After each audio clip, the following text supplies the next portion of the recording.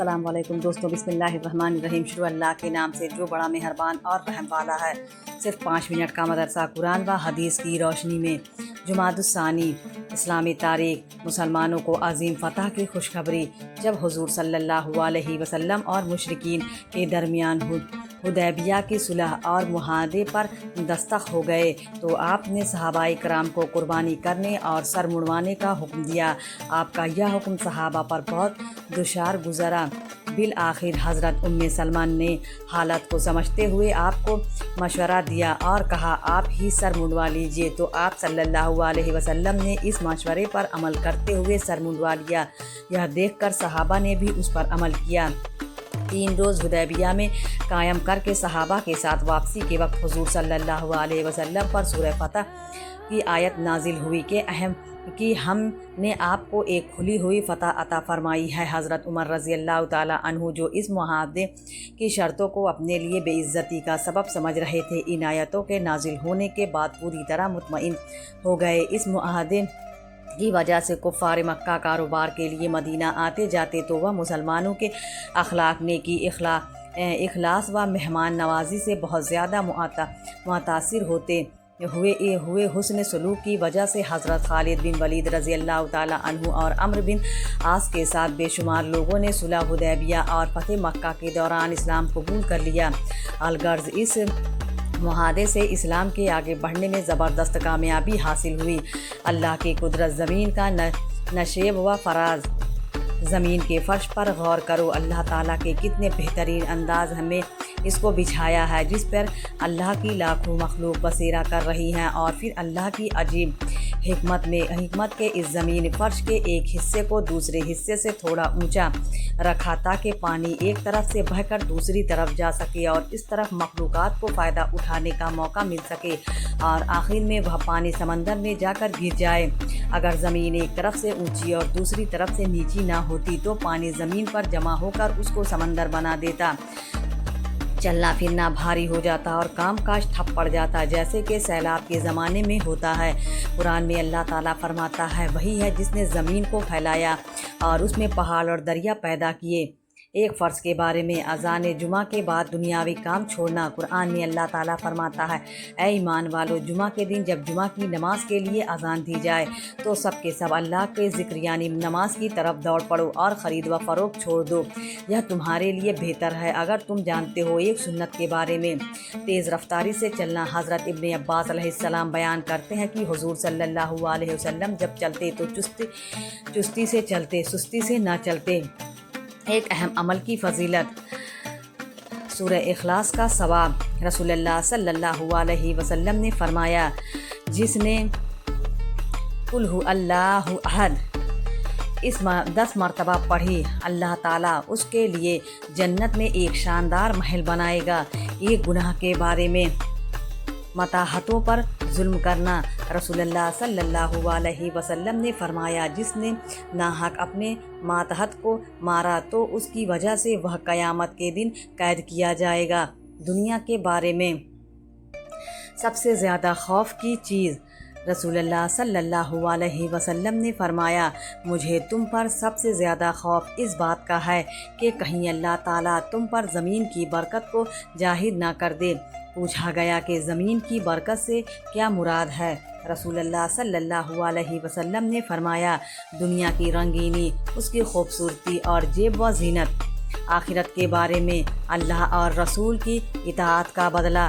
قرآن میں اللہ تعالیٰ فرماتا ہے، جو شخص اللہ اور اس کے رسول کے حکم پر چلے گا تو اللہ تعالیٰ اس کو ایسے باغوں میں داخل کرے گا جن کے نیچے نہریں بہتی ہوں گی، وہ ہمیشہ ان باغوں میں رہیں گے، اور یہی بہت بڑی کامیابی ہے۔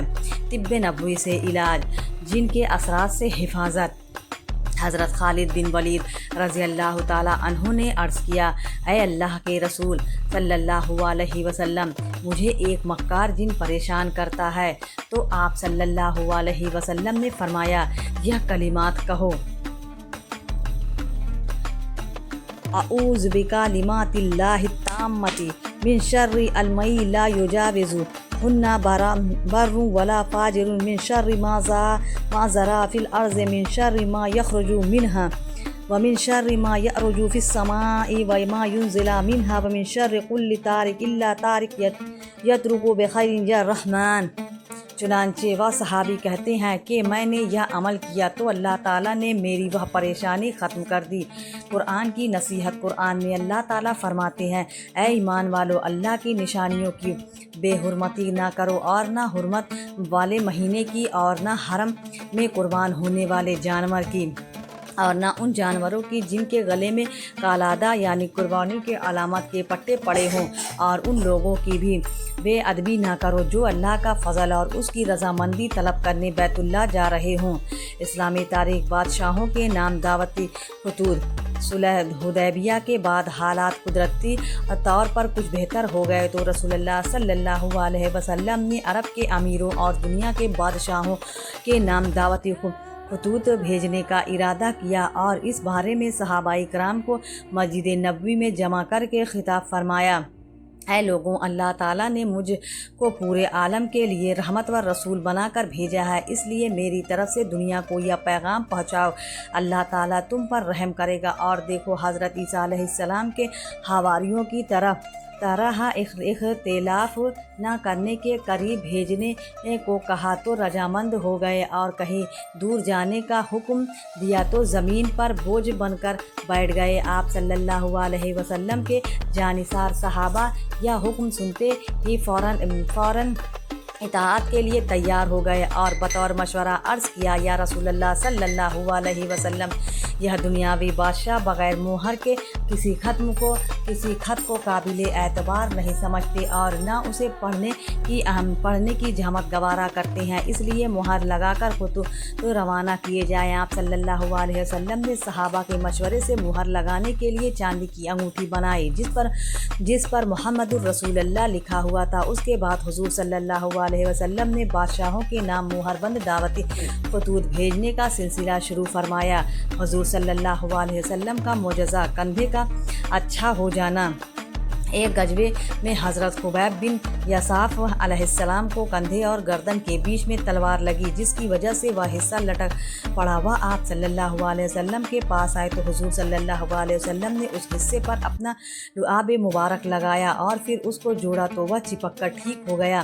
ایک فرض کے بارے میں قضا نمازوں کی ادائیگی۔ رسول اللہ صلی اللہ علیہ وسلم نے فرمایا، جو کوئی نماز پڑھنا بھول گیا یا نماز کے وقت سوتا رہ گیا تو اس کا کفارہ یہ ہے کہ جب یاد آئے اسی وقت پڑھ لیں۔ فائدہ، اگر کسی شخص کی نماز کسی عذر کی وجہ سے چھوٹ جائے یا سونے کی حالت میں نماز کا وقت گزر جائے تو بعد میں اس کو پڑھنا فرض ہے۔ ایک سنت کے بارے میں رسول اللہ صلی اللہ علیہ وسلم گھبراہٹ کے وقت یہ دعا سکھاتے تھے۔ گھبراہٹ کے وقت کی دعا: اعوذ بکلمات اللہ التامۃ من غضبہ وشر عبادہ ومن ہمزات الشیطان وان یحضرون۔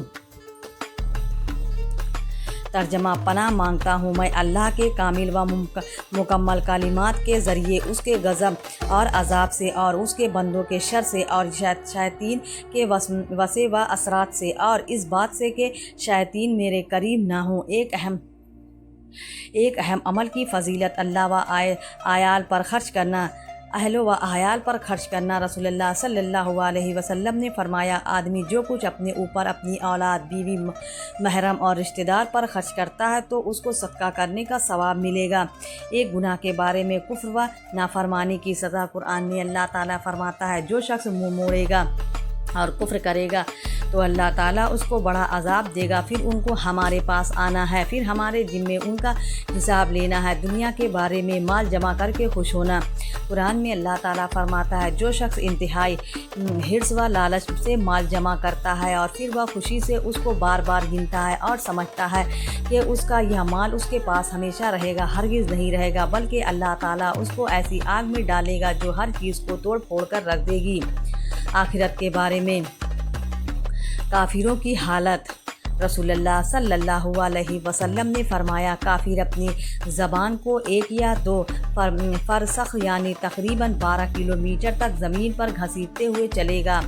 لوگ اس کو روندتے ہوئے اس پر چلیں گے۔ طب نبوی سے علاج۔ آپریشن سے پھوڑے کا علاج۔ حضرت آسمہ بنت ابی بکر कहती हैं कि मेरी गर्दन में एक फोड़ा निकल आया जिसका जिक्र हुजूर सल्लल्लाहु अलैहि वसल्लम से किया गया, तो आप सल्लल्लाहु अलैहि वसल्लम ने फरमाया उसे खोल दो और छोड़ो मत, वरना गोश्त खाएगा और खून चूसेगा, यानी उसका ख़राब मद्दा अगर वक्त पर ना निकाला गया तो ज़ख्म को ज़्यादा बढ़ाकर गोश्त और खून को बिगाड़ता रहेगा।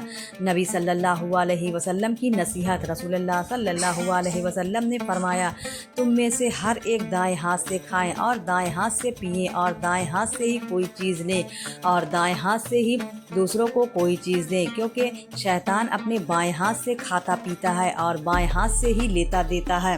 प्यारे इस्लामी भाइयों, अगर आपको वीडियो पसंद आए तो वीडियो को लाइक ज़रूर करें और हमारे चैनल को भी सब्सक्राइब कर लें। मिलते हैं अगली वीडियो में, तब तक के लिए अल्लाह हाफ़िज़।